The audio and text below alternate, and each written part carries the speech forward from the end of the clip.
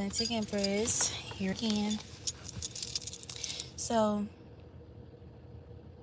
this is for those of you who there are a lot of things that the average person likes, are into, love to do, find cool or intriguing or interesting that you guys don't. There's something about you having an acquired taste type of energy with what you're into, whether that is dealing with people, places, things, activities.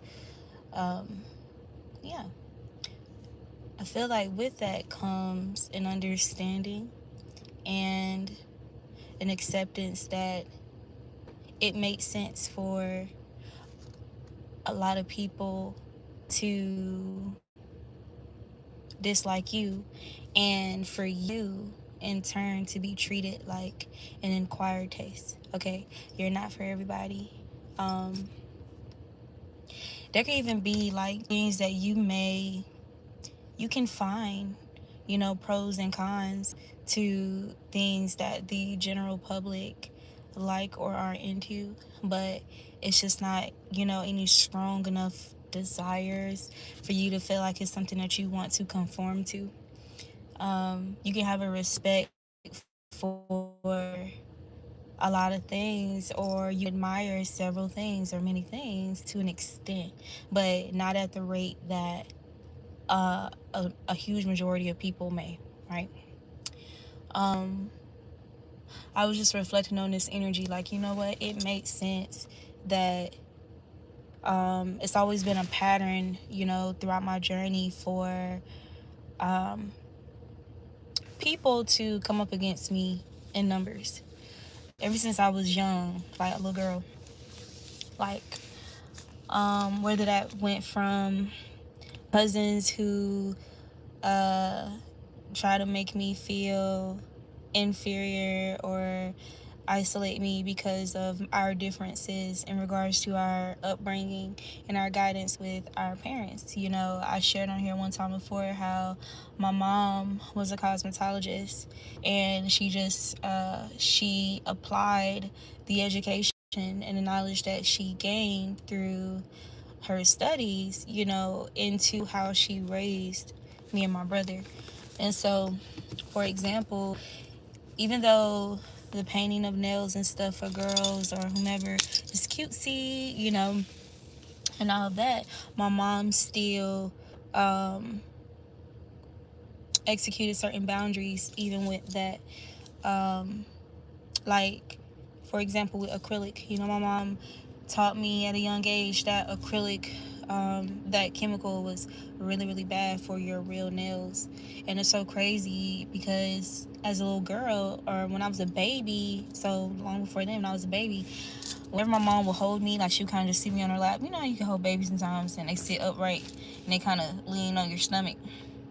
My mom would hold me like with her hands like this, and I would always like play with her nails and stuff like that. And my mom always had long, strong, natural nails. And throughout growing up, that will always, I don't know, like my attention will always get drawn back to that, about how beautiful her natural nails was. So that's just one thing. But again, personally, I felt for a long time that I can't really resonate with the idea of huge weddings or the idea of baby showers and stuff like that, because again, being somebody where, my journey was a little bit more peculiar, you know, the divine just had me set apart in a lot of ways. I had, friends, and, I can easily be cordial with people, but I wasn't necessarily a conformist. You know what I'm saying? Like, I didn't really care about, if anything, I used to kind of side eye like the popular clique, and not because I wasn't friends with some of those people amongst that clique, but for others who were in that popular clique, like I wasn't about to just, fake the funk with them for the simple fact that there was people that I did connect with that, like that was their people. Either you my you know what I'm saying, like either you my people or you not. You know what I'm saying? Like, I don't care, what your title or what your reputation is, or, what you wear, what you got, who your mama is. You get what I'm saying? Like, your name brands. I've just never been that person. I was always about, like, if you're genuinely a likable person. Like, I didn't like people who were just mean for no reason.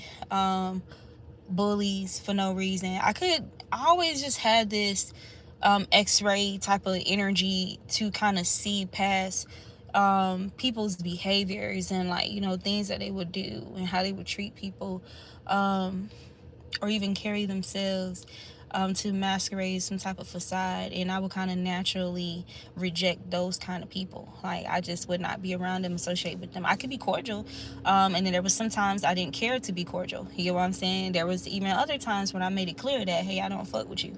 And that's just kind of been my personality for a long time. um and it's so crazy, like, even times where I felt highly resistant to certain people, I will find out years later why. Like, when I was in elementary school, the in school suspension or detentions, whatever, the ISS teacher, I remember my first time having to go to ISS, and everything about it, like, I was just, man, like, when I had to go to school that morning, I wrestled and begged my mom, like, please, like, just take me back home. Like, do not let me go there, please. So years later, as an adult, I found out that my dad had fathered a child with this woman, and we didn't find out about that until everybody was grown. My oldest sister just happened to come across this girl, ain't no just happens, intuitive stuff. They had a conversation when they was out, hanging out and stuff. And my sister, being a life path 33, and, she's the oldest of all of my siblings, and she's a Capricorn, you know what I'm saying? Like, and she's not no regular mind. Like, my sister was in the Air Force, you know what I'm saying? So she was also set apart in her perceptive abilities. And it's like, for whatever reason, my sister, felt like, and she convinced my dad to take a paternity test. And we found out that that girl was our long lost sibling, like, all these years. And her mother was the woman who was the ISS teacher when I was a kid. And even when I did, just, of course, I had to go to ISS anyway. And she was just extra mean. Like, this lady was just so mean and bitter. And it's like there was already a reputation about how bitter she was. But, at the time, we kind of felt like it was intentionally that way, because you shouldn't be getting in trouble to go to ISS anyway.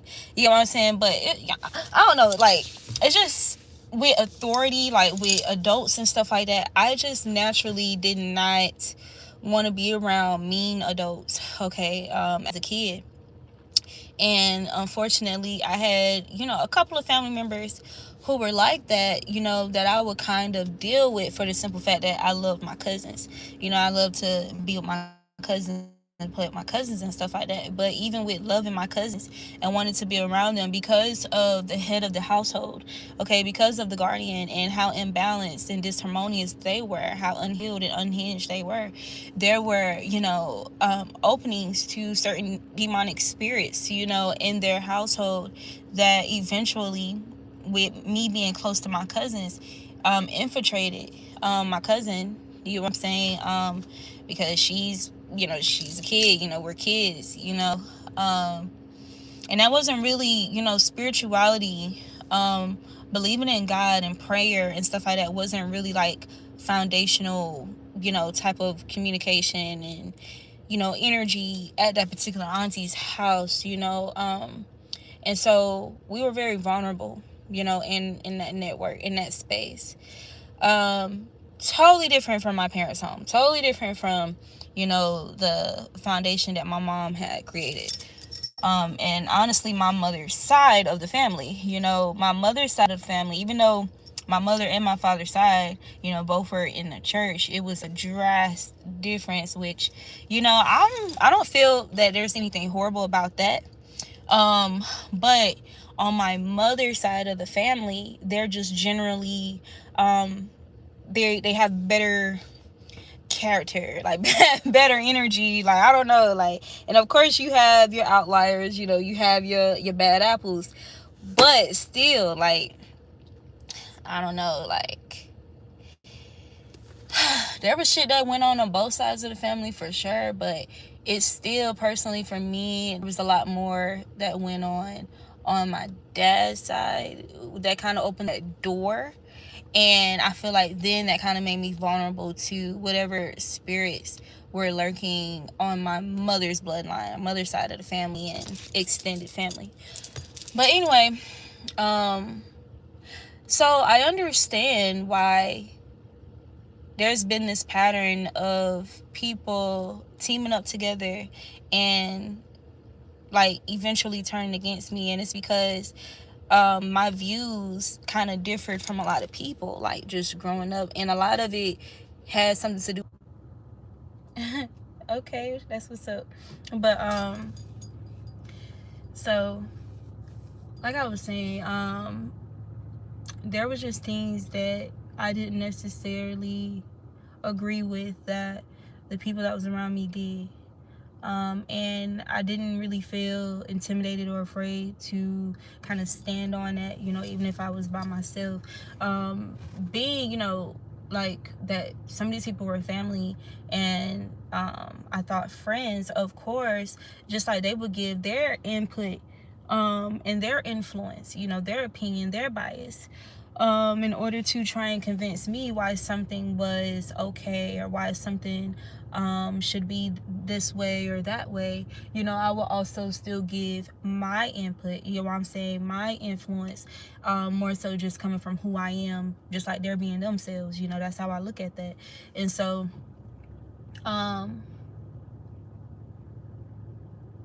like, for example, being in college and roommating with these 3 other girls who had a long-standing friendship, and I was kind of new, you know, into that community.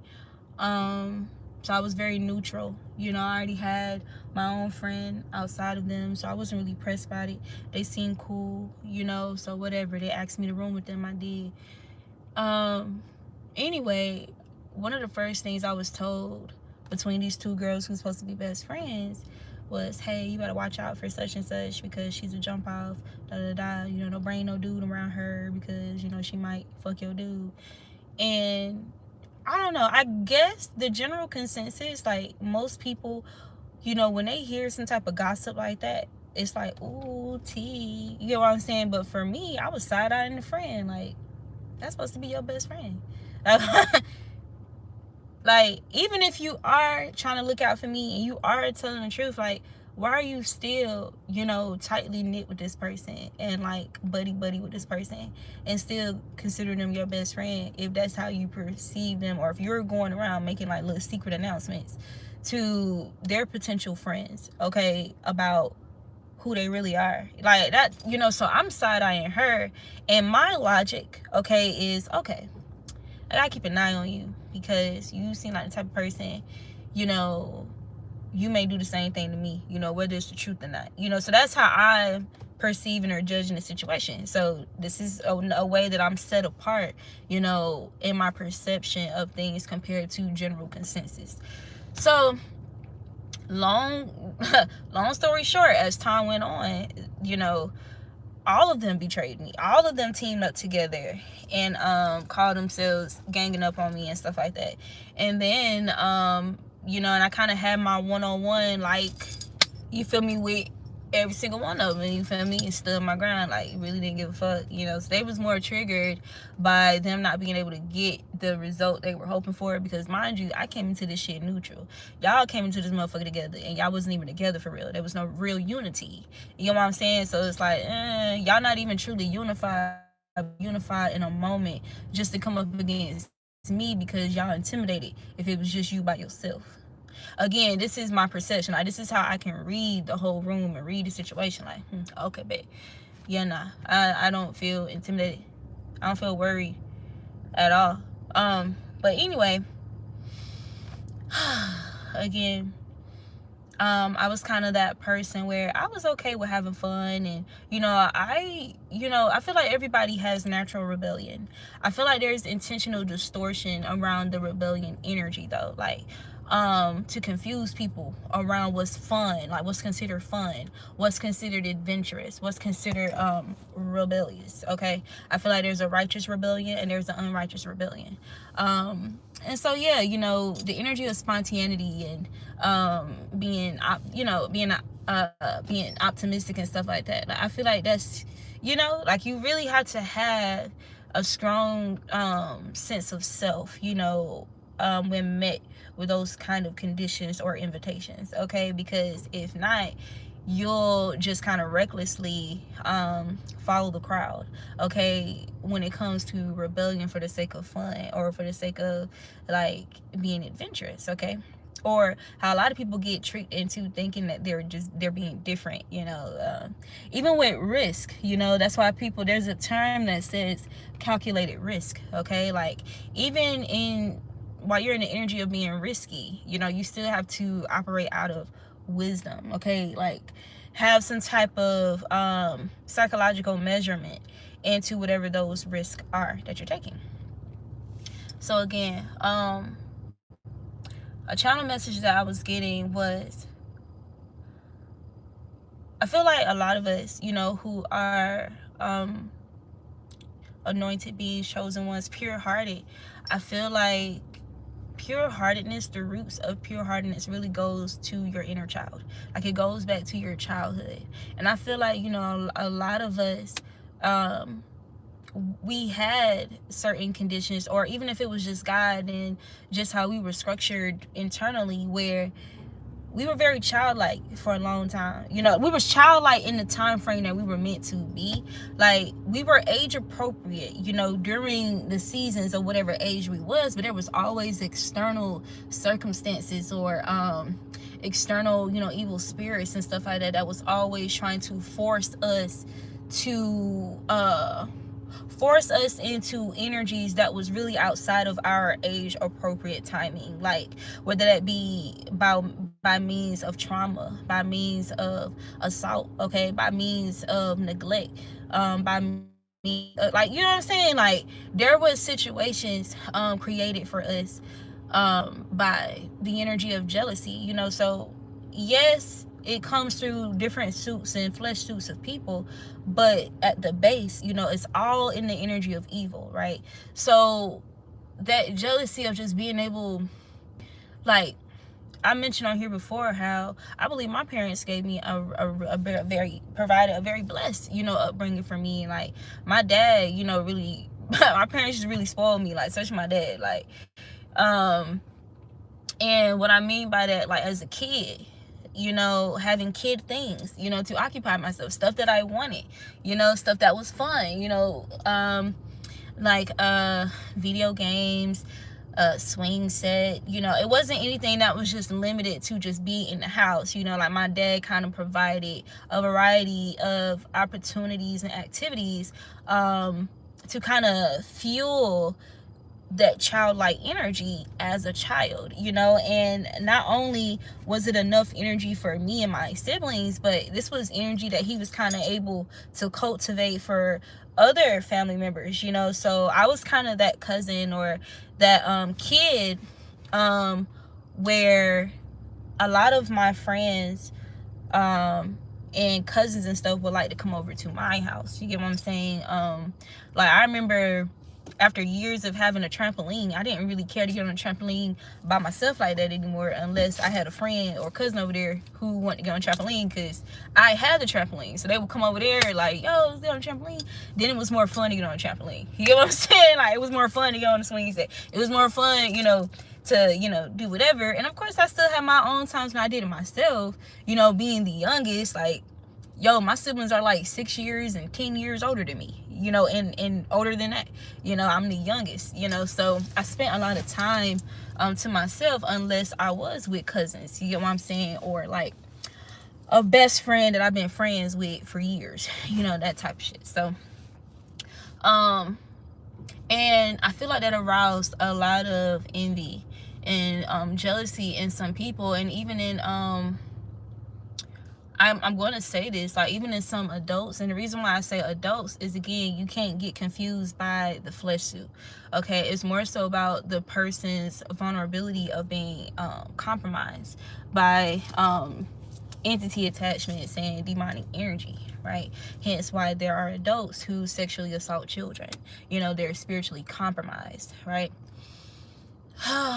So that's the base of it. Like, why do these evil things happen to, good people, happen to innocent people or innocent children? Okay, it's a wrestle. There's a fight for your innocence. There's a fight for your purity. And for those of us who retain that purity, outside of our childhood, or even still, while being abused or experiencing abuse, okay, or trauma and stuff like that, and you still retain that purity of your heart, like, into your adolescence, and it seems like you go through even rougher, tougher cycles and shit in your adolescence. You get what I'm saying? Like, something that could have went from, like, when you was a kid, it could have went from you being touched inappropriately, or somebody like putting you on their lap doing weird shit, to when you're in your adolescence, now somebody's trying to penetrate you. You know what I'm saying? Like, that's, and you're underage, and just take you. You know what I'm saying? Like, things, it's like the karmic cycles and the trauma intensified, as you kind of gotten older in age. And we know, okay, that there are some people, even when they were kids, they experience extreme trauma, like, that some of us experience in adolescence. There are some people who were children who were penetrated, you know what I'm saying, like, by a compromised adult. So, I'm just letting, spirit guide me in this conversation. But anyway, I feel like God will restore balance. God is restoring balance.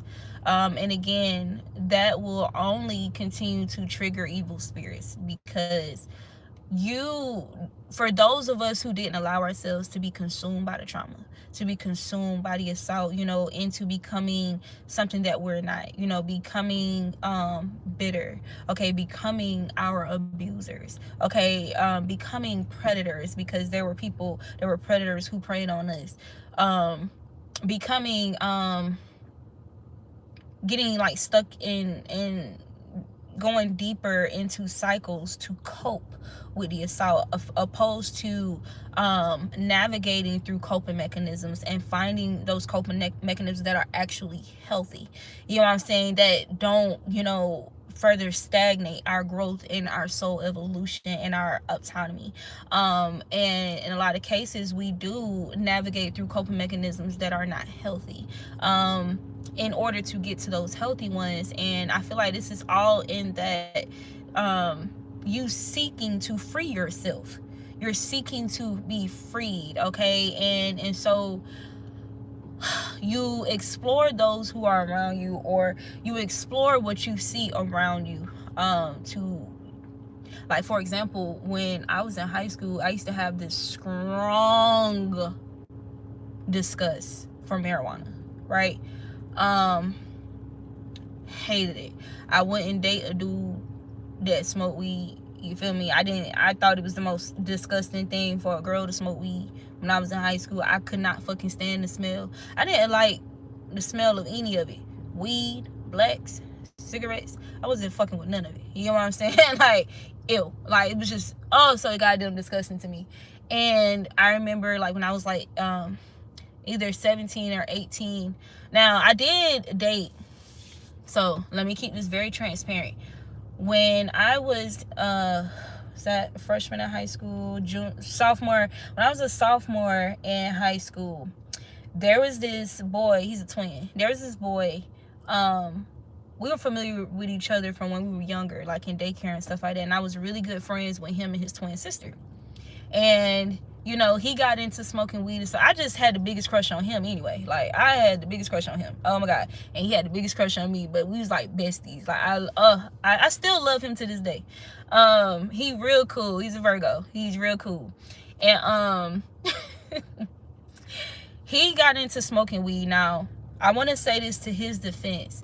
At a young age, one of the biggest traumas that him and his family, him and his sister experienced was losing his oldest brother. It's making me emotional. Because I was kind of there with him through conversations like about that, because he still has a scar to this day from that accident. But you know, they basically witnessed the last moments of their older brother. You get what I'm saying? Like, they were all in the car together. Mom got in a car accident, and the brother was ejected from the car, and he died. And I remember how me and that guy, we had connected because he started opening up to me about how going to counseling and stuff like that, and how it did nothing for him. Like, he hated going to counseling because it's almost like they were just looking right through him, you know, not really, it wasn't helpful, it wasn't effective, and you know, he wasn't fucking with it. So, and I remember feeling that same way when I, you know, experienced sexual assault. I remember going, and this is no offense, this is not no racist shit, I'm just being completely transparent from my point of view at that age. I think I was like 16. I think I was 16 years old. I was 16, and it was a white lady, young white lady, and everything just felt textbook. It didn't feel like there was any real discernment, any real empathy. It just felt like she was reading like stuff to me from a book. Like, she wasn't really listening to comprehend and understand me on all levels, like beyond what I'm saying when I'm communicating. Because y'all know, when you experience, or for those of you who've experienced trauma or who are professionals in that field, you know that when somebody is traumatized, like, you know, they're not always able to communicate everything that they need to communicate just from the words, like just from words alone. Like, even outside of like trauma and stuff like that, when it comes to language, dialect, and communication, like, there's a lot that we're unable to communicate given the language that we have, you know. And that's why frequency, understanding energy is so crucial, so critical, important, because there's things you can communicate energetically, okay, or non-verbally, that you wouldn't be able to communicate verbally, okay. And it takes a level of soul comprehension, you know, for a person to properly comprehend, you know, light language, right? So anyway, after that one visit, and I'm grateful for my mom for honoring how I felt. That one visit with that counselor, I told my mom, yeah, I don't want to come to her anymore. And my mom honored that, like, and she never took me back there anymore. So yeah. But anyway, going back to that friend, it was, and I don't want to, you know, just tell his story and everything, but it was an interesting cycle. You know, his mom struggled with mental health for many years because she felt guilty about the accident, okay, about the loss of her son because she was behind the wheel. You know, it was a lot, you know, that unfolded, and more that unfolded, you know, infidelity, all kind of stuff that ended up unfolding and unraveling in his family and stuff. But anyway, again, so going back to the weed stuff, I didn't make him stop smoking weed, but we had this mutual respect where, because I wouldn't kiss him, I wouldn't let him, like, I didn't like for him to be close to my face talking, like, if he had been smoking weed, because I can smell it like that, and I'm like, that shit smell like doo-doo, bro. It smell like doo-doo, like, yeah, like, you normally be smelling good, but that shit right there, I ain't fucking with that. I'm not. And so he started, if he knew he was about to see me, or he will wait until long after, you know, school and stuff like that to smoke the weed. You know what I'm saying? Or we was planning to hang out, he would not smoke, you know, until after we done hung out. You know what I'm saying? So I appreciate, you know, him respecting me in that manner. So I went from being that way with weed to experiencing another sexual assault situation where that was a bit too much. Like, now, like, the load was like even more heavier on me, like on trying to cope, because I went from several coping mechanisms, like, to cope, like,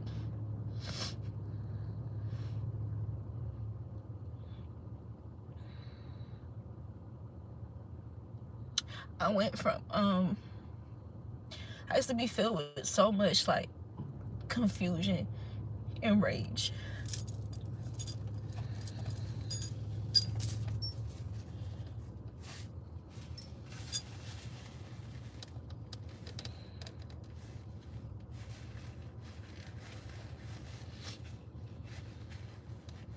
Y'all, like I used to, man, there was one time, I was that kid, I'll punch a hole in the door. You feel me? I'll get so overwhelmed and just kick the wall, kick the wall, kick the wall until I leave my footprints in the wall, kick through the wall. Like, that was one way I used to cope, you know, after experiencing assault and seeming like there wasn't really anybody who knew what to do with that or to help me navigate through that. There was one time, I took a damn knife and just jabbed it in my wall, just doom, doom, doom, doom, doom, doom, doom, until all that was out, you know, breaking mirrors. So I chilled out on that. That was clearly too much, you know what I'm saying? So I stopped doing that, and I used to always run through cell phones. Oh my God. I used to run through I didn't give a damn about no cell phone. You know what I'm saying? And so how old I was, so this is all through like adolescence, like me just coping through like dealing with like, you know, assault, you know, and stuff like that, and not really having anybody to, all right, anybody, you know, asking questions, I'll just, you know, politely ask for you to just rewind the video and catch up. But anyway, so I used to run through cell phones, but I didn't give a damn about no phone. Like, of course, I cared about the phone. I didn't really care about the phone. Like, if I was in a fit of rage, you know what I'm saying? Like, I would throw a phone in a heartbeat. Just get another one. You know what I'm saying? Like, so I guess in a way, you know, yeah, there were some ways about me, you know, that was spoiled, but I wasn't like a spoiled brat where I was just doing shit for no reason. Like, this was literally me just trying to cope through things that at such a young age, it's like, yo, like, what do I do with this energy? You know what I'm saying? Like, I feel like nobody and no kid, you know, nobody plans for their child or for their kid to experience something that they shouldn't be experiencing until they're an adult. You know what I'm saying? Like, as far as sex and stuff like that. But anyway, so I went from coping mechanisms that were more of a danger to myself to coping mechanisms that were more lightweight and things that I could in a way protect everybody else around me. And this is what I mean by that. Like, so I'm telling y'all how I went from more explosive coping mechanisms to smoking weed, even though once upon a time I hated weed, right? So I went from punching the wall, kicking holes in the wall, doing stuff like that, throwing phones, throwing shit, I went from that. I think when I was in middle school, I had a situation where I was raped, and I still have the scars. They're very faint. You can't really see them like that anymore, but I intentionally did not cover them for other kids and stuff that I met throughout my path, like just to help them be an example. But there was a moment where I started, you know, cutting my arm when I was in middle school. Never seen anybody do it before, never heard about it before. Literally, it's almost like there was a spirit that guided me to do that, you know, a demonic spirit, right? To harm myself, okay? Because when you get disrespected like that, you know, especially as an innocent kid and shit, it's like you really do like wonder, like, you know, like you start to think thoughts, or there's also thoughts that are transmitted to you that you shouldn't be thinking anyway about yourself. And like, you know, people, like, it can lower your self-esteem and, you know, cause you to question yourself and question your purpose and like your worth and stuff like that. So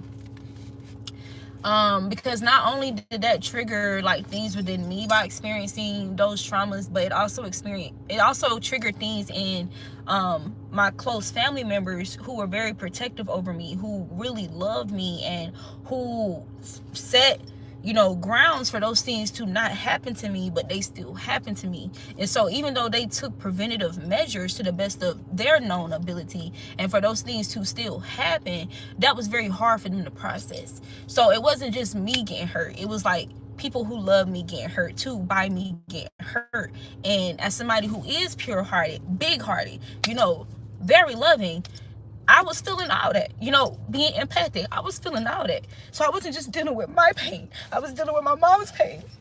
I was dealing with my dad's pain, my brother's pain. I was dealing with my family, you know what I'm saying, who genuinely love. I was dealing with pain that was bigger than mine. You get what I'm saying? And as a kid, you know, as a teenager, that's a lot of energy. You get what I'm saying? Like, that's a lot of energy. So when I was 17, 18, I tried weed for the first time. And so eventually I was smoked with, you know, somebody, you know, that I was cool with and stuff like that, but I didn't really like the idea of like smoking with him. I didn't like the idea of feeling like I gotta smoke with somebody else because I don't know how to roll or whatever. So I started, you know, just kind of going off, because now I have my own car and stuff like that. I started like just kind of going off to like little nature spot, and I just would roll some fucked up blunts and be like, well, it's smokable, and I rolled it, and I ain't gotta sit around nobody else, I ain't gotta share with nobody else. Like, you know what I'm saying? Like, it took some courage to get to like getting the weed myself or whatever.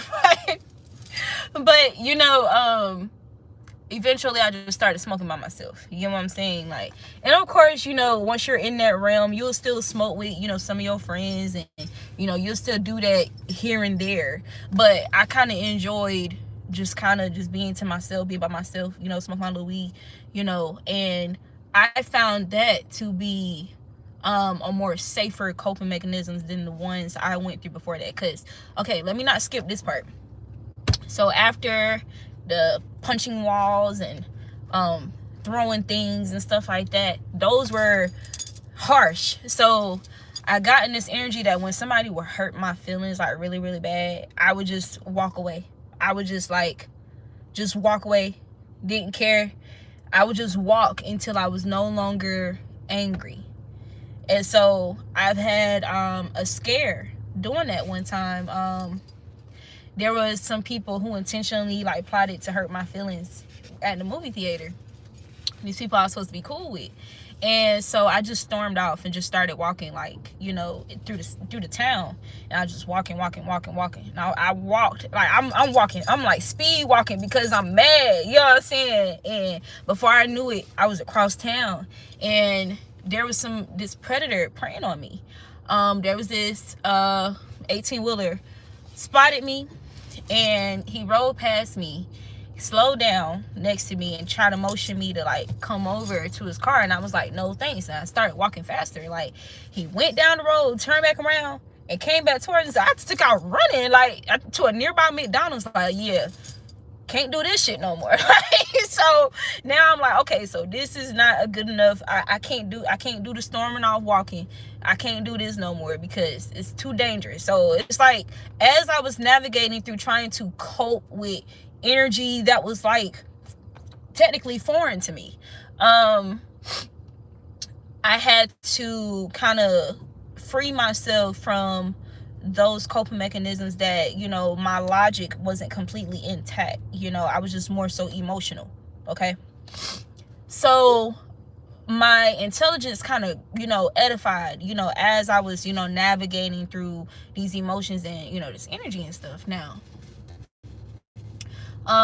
so again, that kind of led me to smoking weed and stuff.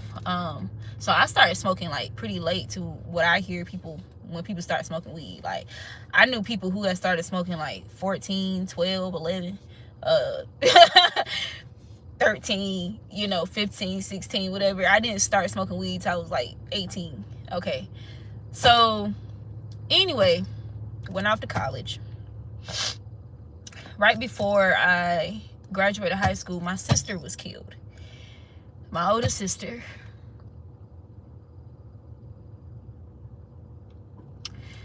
she was killed in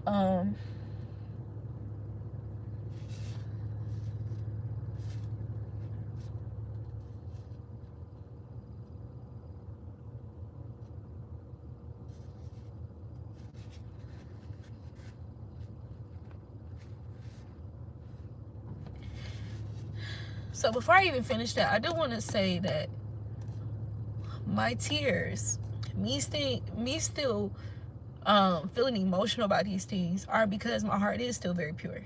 I feel very deeply, and I know a lot more now about things that have happened, okay, and energy manipulation. So I know a lot more now. There's even a scripture that talks about that, about when you have more knowledge, okay, about stuff, how, you know, sometimes things can be more painful the more you know. So the reason why I'm crying is because of how severe my sister's death was, and she was such a beautiful person.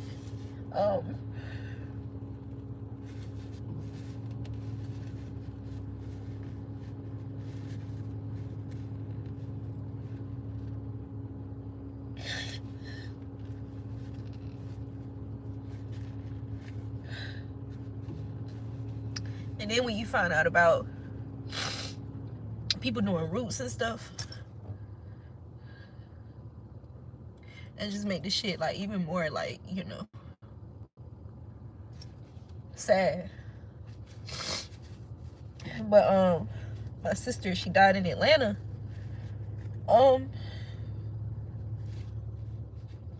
In a car accident. Broad daylight, she was leaving from her chiropractor, and this drunk driver, this guy was drinking and driving during the day and hit my sister. Okay, this is the story. The story is that he hit my sister and he knocked her car in front of an 18-wheeler and her car exploded. They tell us that based off, you know, autopsy or whatever, they try to, you know, they tell us that she died on impact from being hit. But my sister's car exploded and she was burned beyond recognition, y'all. It took a couple of days for them to identify her, okay, verify her identity. That's how badly burned she was.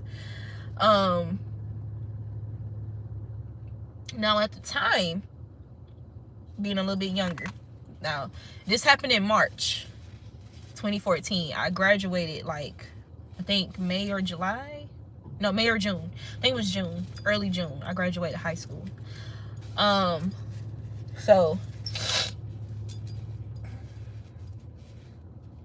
it seemed like every year, freshman year, honestly before freshman year, so 8th grade, 9th grade, 10th grade is almost like I got a little break. 11th grade, 12th grade, I want to say like 10th and 11th grade, I got like a break from the fucked up shit. And then 12th grade,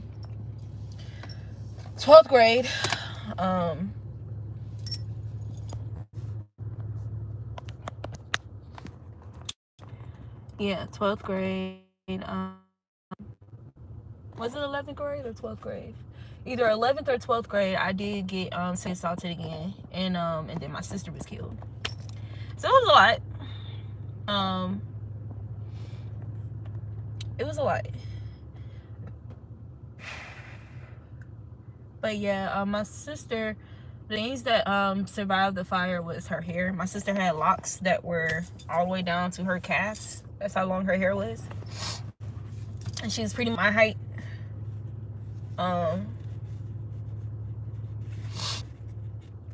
But some of her locks survived the fire. Her golden necklace and a $20 bill and a Bible. That's what survived the fire in the car. I'm saying that because, again, later on, as I got more, you know, ripened, you know, in knowledge and wisdom and understanding, and her communicating with me, my ancestors, the angels, the Most High communicated with me to put these pieces together of, why these things are happening. I found out a little bit more, okay, about, people manipulating things for money and shit like that. So, yeah, that's why I mentioned what survived the fire. Anyway, I don't want to get too far off topic from what I'm, the whole point of me doing this video, but I said all that to say,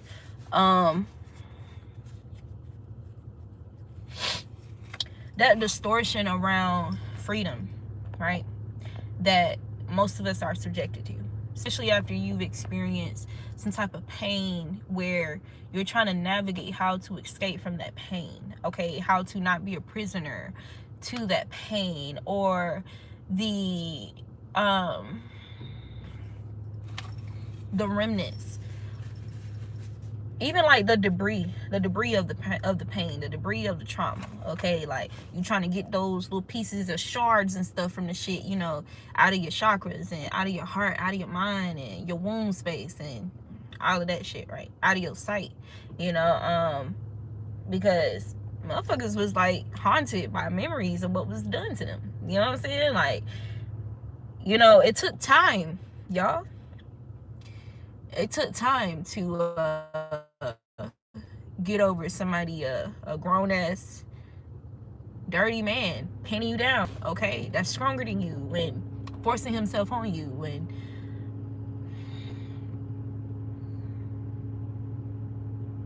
it's a lot. It's a lot.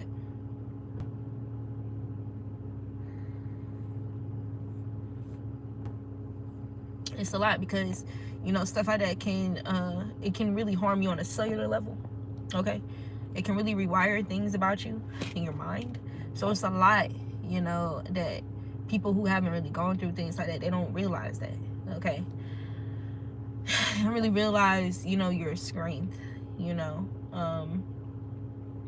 and for those spirits, that do realize your strength, or those evil spirits who do realize your strength, and the goal is to steal, kill, and destroy you,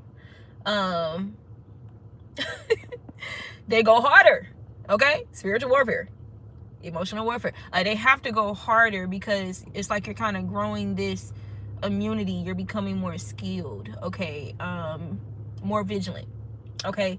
You're moving differently, you're thinking differently, your brain is completely rewired. I was like 17, 18 telling my mom, oh yeah, I want to study psychology because I want to be able to like understand the behavior of human beings. I want to understand my behaviors, why did I do this and do that in order to cope. Like I want to understand, how I'm responding and reacting to the things that I've experienced, and not just that, I want to understand the people who harm others. Like I want to like understand their minds, their mind, like why are they able, like this was the way I was thinking, like I want to be a part of the community that generates preventative measures, to prevent other children, from going through this, and so going back to the guy that I used to date or whatever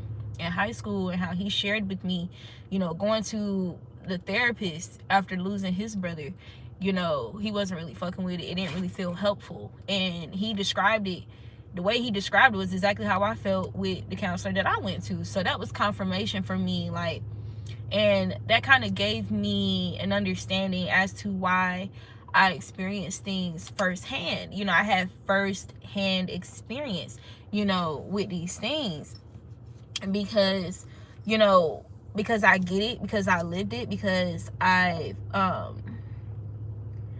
went through, like the different avenues that, these traumatic experiences can take you through, and like I've conquered it. I feel like I would be more useful to people who have experienced those things, and I can actually be effective in helping them navigate through it. Or not even just that, but instilling preventative, measures, so that this is not something that ends up happening to people. That's why, I'm one of those advocates. Like, if your child don't want to go to that family member house, don't force them to go to that family member house. Because I've, been at a family member house where I was molested. You know what I'm saying? Like, I'm an advocate for respecting the voice and the soul of children, and not understanding that the soul can be far more older than the vessel that is in, despite that child being a child. Like, I've always just had this unique, peculiar respect for children, and being able to see them in ways that a lot of adults don't see them, or are kind of blinded from processing, comprehending the child, because they stop at the fact that it's a child, and they disregard the fact that that's a soul. Okay, and that's a soul that God knew before it entered your womb, or that their mother's womb. Like, when we talk about old souls, and we talk about these children who seem like they've been here before, that's because many of them have been. You know what I'm saying?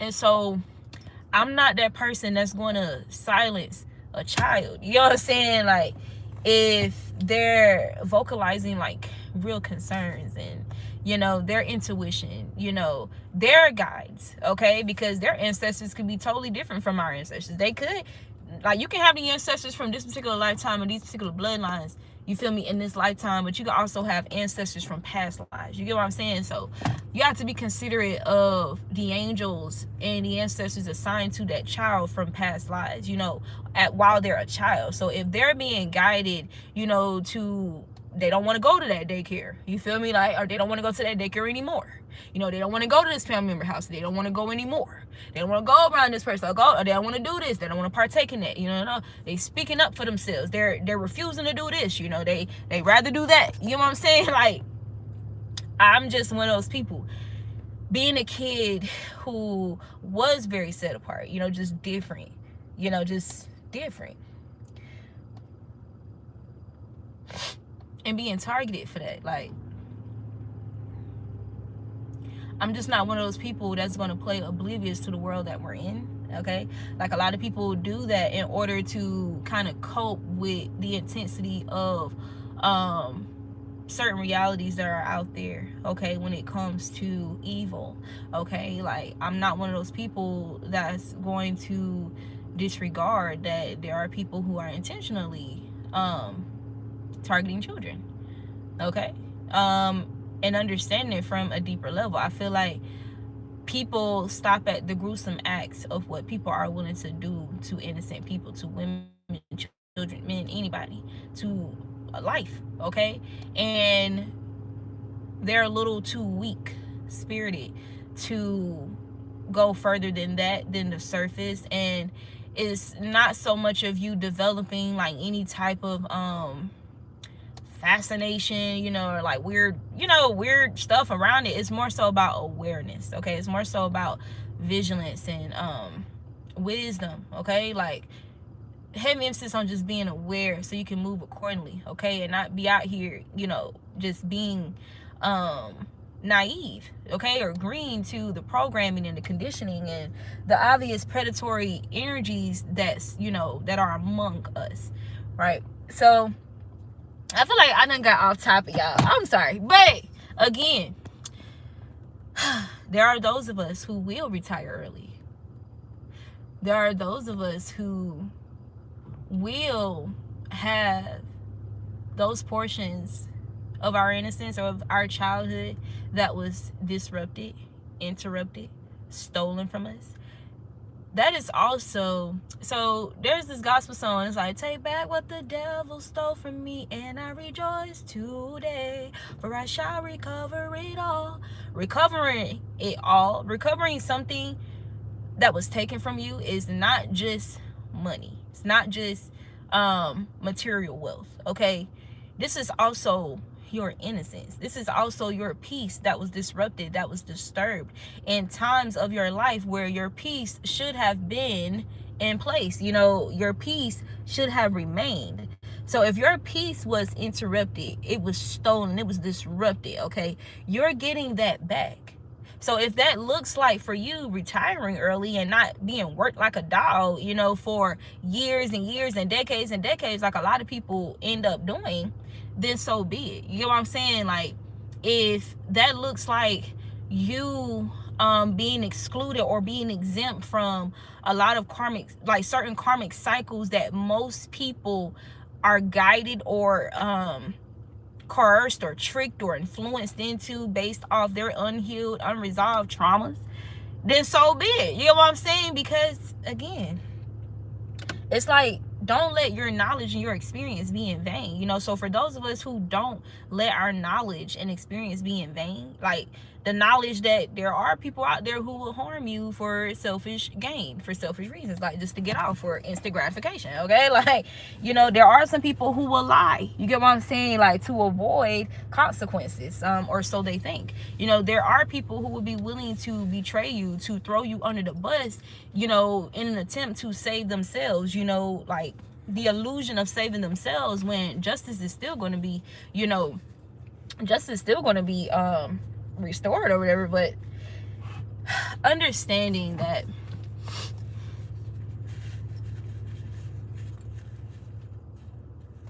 God, bro, God.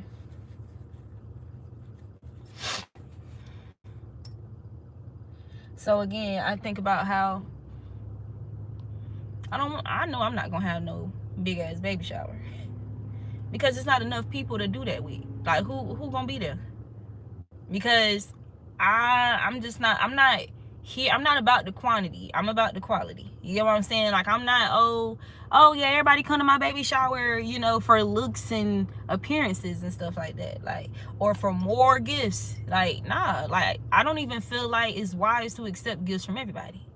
You get what I'm saying? Like, we should know, or what comes from studying, okay? Studying this life, studying your experiences and the experiences of others, like just being aware and vigilant. We should know by now that people hex, people curse gifts and objects and stuff like that. You get what I'm saying? Like, so no, like, even especially when you, man, there's this video I shared, and a lot of people haven't really watched it yet, but it was this guy talking about magic, and the magic that we've been doing, like, over the years, like, the birthday, like blowing out candles and making a wish with your birthday cake, knocking on wood, the wife wearing a veil, okay, the flower girls going down the aisle before the wife, to ward off evil. Like, there's spiritual reasonings to a lot of things or customs that are in place for our protection, and some of us are not even aware or lack the education and the wisdom of these very things. Like, with that being said, I'm not that person that I feel like I want to just plaster my partner or my children all over social media.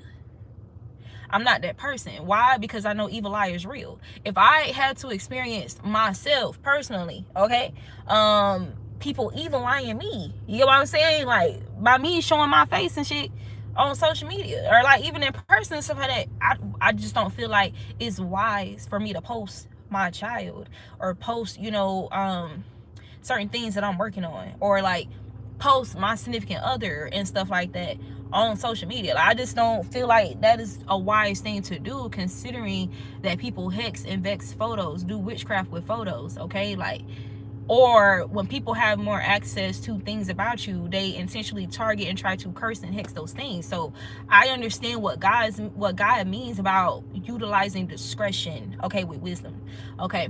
And people, they'll create, their false narratives about your mysteriousness, your you being private, you not moving like everybody else, and not having everybody in your business, or like letting everybody know what you're doing and shit like that. Like, or you don't feel the need to prove how much money you got. You get what I'm saying? Like, personally, in the kind of work that I do, I have like a lot of like high profile, clients that I work with, in the field of professional massage therapy. I have clients that own property. I have clients that, you feel me, like own like big businesses and noble businesses. So clearly there's going to be people who are envious or jealous of me, who will try to intentionally target what I got going on, you know what I'm saying, tear it apart, tear it down. Okay, it's like how Solomon talks about, let's just say an unwise woman, okay, tearing things down with her own hands, right? So anyway, That doesn't mean, okay, if she decides to build her house with straw, build her house with what was the other things in the three little pigs? It was bricks, straw, and sticks. If somebody decides to build their houses with straws and sticks, you get what I'm saying? Like, that don't mean I'm gonna build my house or my things with, straws and sticks, like, you know what I'm saying? Like, I'm clearly gonna, build with bricks and stuff like that, And I feel like there's so much we can take away from that story itself. Like, how the pigs that built their houses with sticks and straw, they eventually came over to the pig who built his house with bricks. And I feel like, for people who target you, who are small-minded, who kind of lack area, I'm trying to think what it's called, spatial intelligence or spatial awareness and stuff like that, and practical intelligence. So they don't understand, hey, I know that those sticks and those straw may be lighter to carry, right? I know they may be easier to gather. I know they may be more accessible or easily accessible. However, that's not necessarily, like, that's not necessarily a sufficient option. You know what I'm saying? To build your house with those sticks and those straw. Like, regardless of how easy it seems to transport or obtain. Right? Like, have you considered different, changes in weather? Have you considered this? Have you considered the wolf? Okay, have you considered that, people like us, or there's things about us that makes us prey, like, you know what I'm saying, to predators? You know what I'm saying? Like, are you considering these things before you proceed to build that house with straw or sticks? Right? And because it's a little bit harder to transport those bricks, oh, I'm not doing that, I don't want to do that, you crazy, you on your own with that, blah blah blah blah blah blah blah blah, hell no, blah, blah, blah, blah. But it may have took longer. Okay, it may have, took more sweat, blood, and tears. They gather those bricks to go to and fro and get those bricks. Okay, whatever. May have to take breaks along the path while carrying them bricks, because they're bricks.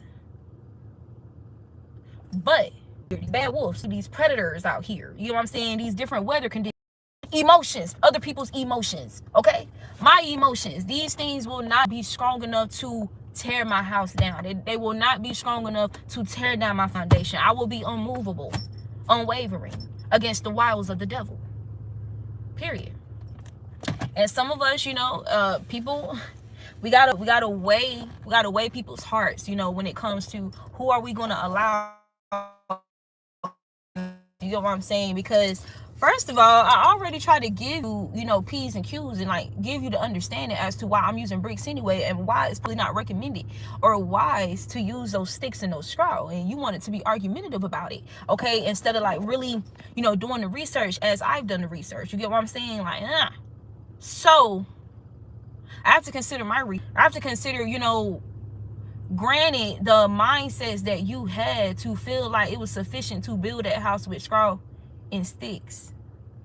Granted, the mindset that you had against me when I tried to, give you constructive criticism about why, and out of my pure heartedness, out of my genuine care and consideration of you, not just myself, but of y'all too, and y'all safety, you didn't want to consider my reasonable and rational as, debates with your decision. Okay, so I have to be considerate of the kind of mind, okay, the kind of spirit, okay, that you have for me to even consider letting you into my brick houses. You know what I'm saying? Like, it's almost like having somebody in your boat that you build or whatever, and that person is like secretly putting holes in your boat. That's like, you having a car and somebody who didn't have a car, didn't have one long enough, or they don't have a car yet, getting in your car and they leaving their trash and they fucking your shit up because they don't have a car. So they don't understand the, you know what I'm saying, the responsibility, the respect, the gratitude, and all. They don't, you know what I'm saying? These are things that we take into consideration, granted the imbalances and experience that we have experienced with other people, places, and things. Heavy emphasis on people. Okay, so you move accordingly. You're supposed to. And you're going to be rewarded accordingly. There are gifts that you can obtain from Satan, and there are gifts that you can obtain from the divine. Okay? So again, I'm in the small percentage of people who will not be having no goddamn baby showers. Okay? Like, it's like, if I'm going to accept gifts or create a registry and stuff like that, it's going to be sent to particular people. It's going to be selectively chosen people that's going to get this list that I trust receiving anything from. If I choose to notify anybody that I'm with child, which, you know, I'm also the type of person, I'm completely content with not telling a goddamn soul between other than me and my partner, and maybe like one other person that I deem trust. It's all about trust. It's all about trust. It's about integrity. It's about what have you shown me before time, you know, before me reaching certain milestones. You know what I'm saying? Where when other people, and when you think about it, a lot of people's milestones are rushed. You know, no offense to them, but a lot of people's milestone moments in their life that are, you know, meant to be sacred moments, okay, are rushed, okay. There's a lack of preparation on a larger scale outside of like outside of the practical, outside of the earthly, the worldly things or materialistic things. A lot of people don't plan thoroughly, okay, considering their milestone moments like pregnancy and stuff like that. You know, like, I'm not against people giving birth in hospitals at all, but I'm against people not being properly educated about their whole birthing process. I'm against people not being properly educated about all of their options when it comes to the birthing process. I don't, you feel me? I feel like as women, as men, as potential parents, as potential legacy builders, we should be properly and thoroughly educating ourselves on what we're wanting to cultivate. So everybody, I feel like, for example, everybody who has a body should educate themselves in anatomy and physiology. Not just the service providers, not just the people who are within the professions where anatomy and physiology is a must. I feel like anybody who has flesh, who has a body with organs and systems, should study anatomy and physiology. You should learn about your body. You should learn about the things you put in and on your body, or what not to put in and on your body, or, you know, the effects, the outcomes, the possibilities, okay, of these things. I feel like you should educate yourself on all these